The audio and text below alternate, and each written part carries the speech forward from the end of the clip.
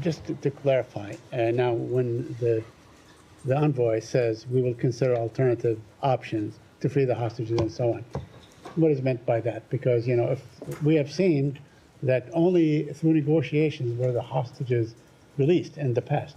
So what other alternatives the U.S. could be thinking about?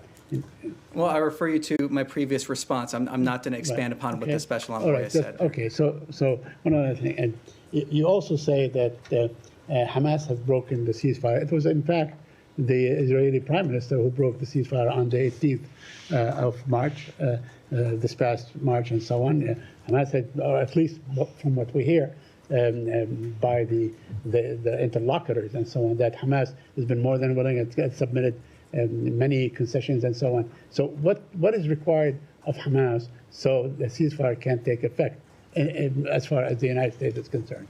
Well, look, there has been conversations on this. I will not go into details of what those private diplomatic conversations have been, but what I can say is it is clear now from our perspective that Hamas does not appear to be coordinated nor acting in good faith.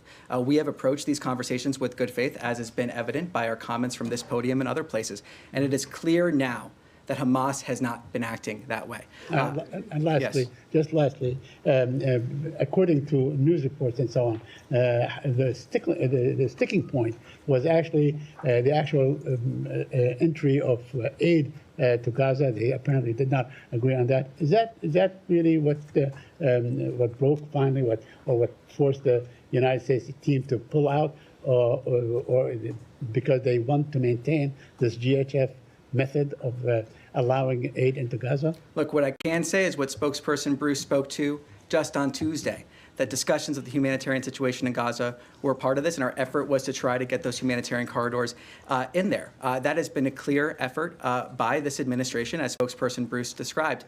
And again, to reiterate, we are seeing aid being delivered despite the actions of Hamas here, and those 90 million meals are to be applauded in terms of that effort. Of course, it will never be enough until we see an end to this conflict, but the entity that is standing in the way of ending this conflict is Hamas. They can release the hostages, lay down their arms, as we have said repeatedly. It is Hamas that is preventing an end to this conflict.